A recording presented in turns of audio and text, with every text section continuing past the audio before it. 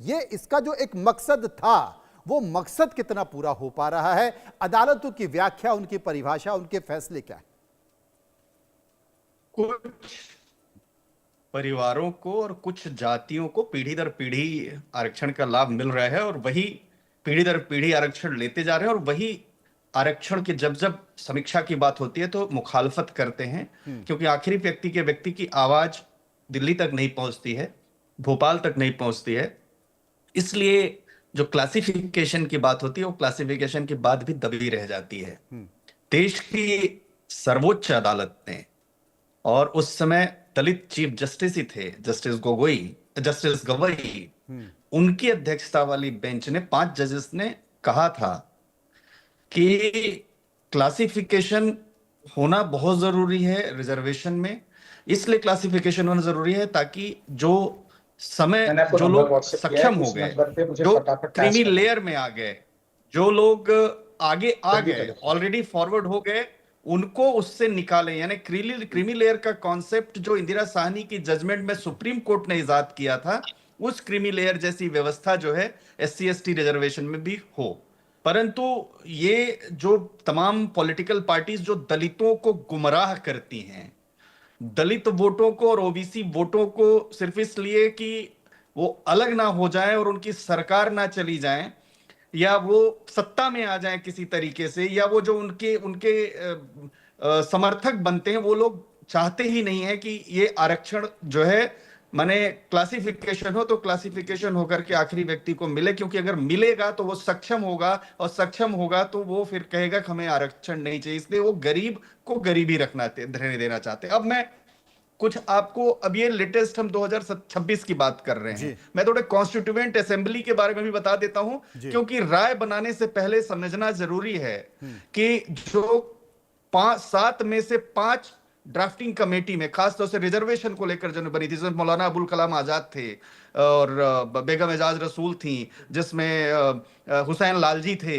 और इन लोगों ने क्यों खिलाफत की थी इस रिजर्वेशन की, इस बारे में बता दें। क्योंकि सिर्फ एक ही व्यक्ति को दिया जाता है कि लाभ, उन्होंने कोशिश की, ऐसे नहीं। 299 मेंबर्स थे, 2 साल 11 महीने 18 दिन संविधान बनाने में लगे, और अलग अलग कमेटीज थी, अलग अलग जो राय थी।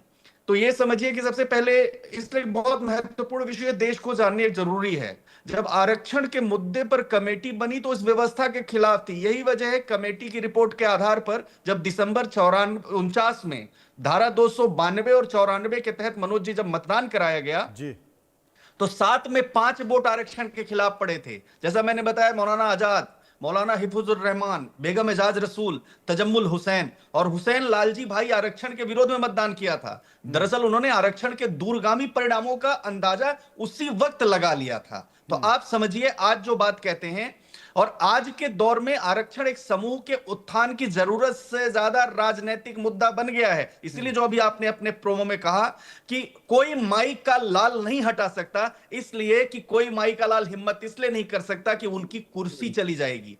वो लोगों को मुख्य धारा में लाने से ज्यादा चिंतित है अपनी कुर्सी बचाने में। और जो आरक्षित वर्ग के संभ्रांत और ऊंची पहुंच वाले लोग जैसे दामोदर भाई हो गए, ये उन लोगों के लिए आरक्षण उनकी पीढ़ियों को सुरक्षित रखने का माध्यम बन गया है। भारतीय संविधान में आरक्षण की जो व्यवस्था की गई थी मनोज जी, उसका उद्देश्य सिर्फ कमजोर और दबे कुचले लोगों के जीवन स्तर को उठाना था। और अंग्रेजों की सोच से ज्यादा विकृत आज हमारे नेताओं की सोच निकली है। इसीलिए आरक्षण समय समाप्त होने के बाद भी बीपी सिंह ने मंडल की सिफारिशें लागू की, जो भी आपने कहा, अपनी मर्जी से कराई, लागू किया, युवाओं ने हंगामा किया। राजीव गोस्वामी की तो मृत्यु भी होगी, दिनेश गोस्वामी और राजीव गोस्वामी जो उन्होंने वो तो शहीद भी हो गए, और उन छात्रों ने संसद से लेकर सड़क तक विरोध प्रदर्शन किया।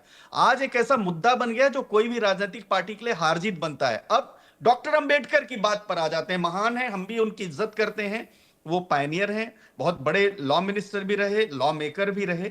डॉक्टर भीमराव अंबेडकर ने खुद संविधान में बनवाते समय और बनाते समय संविधान सभा के सदस्यों के साथ, ड्राफ्टिंग कमेटी के साथ, क्योंकि वो सिर्फ अकेले उन्होंने नहीं बनाया, इसलिए ये श्रेय देना भी ठीक नहीं है, उनके साथ जो और भी उनके सहयोगी थे, सरबियन राव भी रहे, उन्होंने आरक्षण की स्थायी व्यवस्था नहीं की थी। उन्होंने कहा था 10 साल में यह समीक्षा हो कि आरक्षण दिया गया, क्या उनकी स्थिति में कोई सुधार हुआ या कि नहीं? मनोज जी, अगर समीक्षा में हुई हो तो आप बताइए, तो मैं आपकी बात को जो जैसा आप कहें वैसा मानने के लिए तैयार नहीं, हूं। बिल्कुल आपने डॉक्टर ठीक कहा। अंबेडकर ने बिल्कुल आपने ठीक कहा, इसकी एक समीक्षा आज तक नहीं हो सिर्फ पाई। दो लाइन और, दो जी, लाइन और, दो लाइन प्लीज और। प्लीज।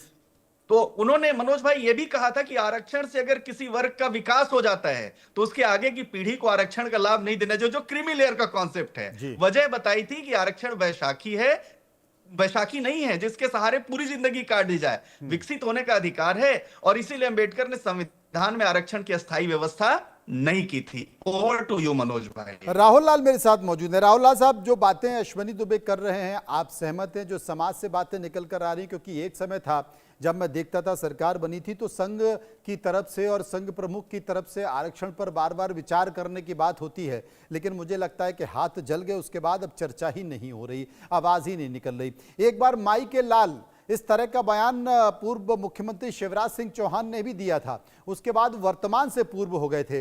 अब फिर से यहाँ पर राजनाथ सिंह ने कुछ इसी तरह का बयान दिया है, तो उसकी